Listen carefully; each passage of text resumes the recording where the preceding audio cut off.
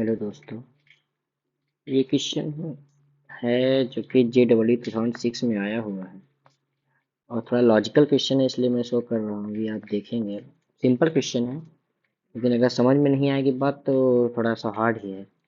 तो पढ़ते हैं क्वेश्चन, चलिए देखते हैं क्या है। A coin is placed on a horizontal platform which undergoes vertical यानी vertical simple harmonic motion कर रहा है of angular frequency ओमेगा है उसकी। सिंपल क्वेश्चन है, आप समझ गए होंगे। The amplitude of oscillation is gradually increased, अगर उसका एम्पलीट्यूड बढ़ाया जा रहा है, so the coin will leave contact with the platform for the first time. तो इसको ज़्यादा दिमाग नहीं लगाए, इसमें सिंपल समझते हैं। अगर ये कोई हॉरिजेंटल प्लेटफॉर्म है, ठीक है, और यहाँ पर एक कॉइन इसके ऊपर रख दिया गया है। अब इसको हम क्या कर रहे हैं, एम्पलीट्यूड धीरे धीरे इसका बढ़ाएंगे। तो ऐसा कौन, यहाँ इस पॉइंट से ऐसा कौन सा एम्पलीट्यूड होगा जहाँ पर ये जो सिक्का है, जो कॉइन है, वो यहाँ पे इसका कांटेक्ट ब्रेक हो जाएगा।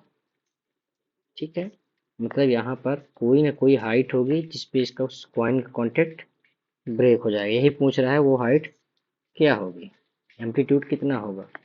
ठीक है, एम्पलीट्यूड कितना होगा, amplitude eight which coin will leave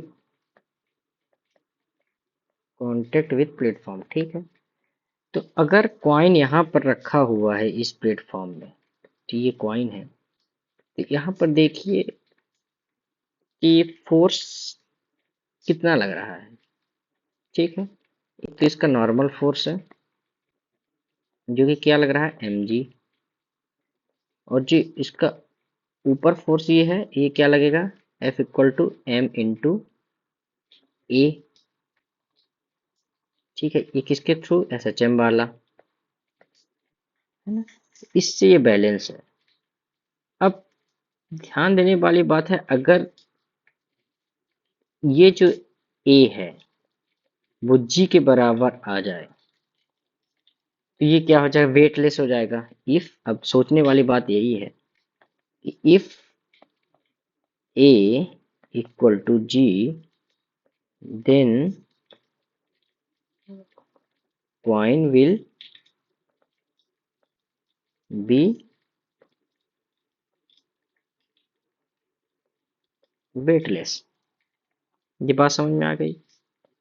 अगर A की वैल्यू, जो ऊपर का मूवमेंट है A है, एक्ट कर रहा, और डाउन का मूवमेंट है ग्रेविटी, अगर ये दोनों आपस में इक्वल हो जाएंगे तो ये सिक्के का वजन 0 के अप्रॉक्स हो जाएगा। ठीक है, तो अपवर्ड फोर्स अगर देखेंगे हम तो क्या हो जाएगा, m इंटू ए, और डाउन वाला फोर्स कितना हो जाएगा, m इंटू जी। यहाँ पर here m a is equal to क्या हो जाएगा, एम जी, यही होगा। ठीक है, h a is equal to क्या होता है, मेगा स्क्वायर x। ठीक है, तो यहाँ पर देखिए हम पुट कर देते हैं अगर value, m into omega square x equal to m into ji,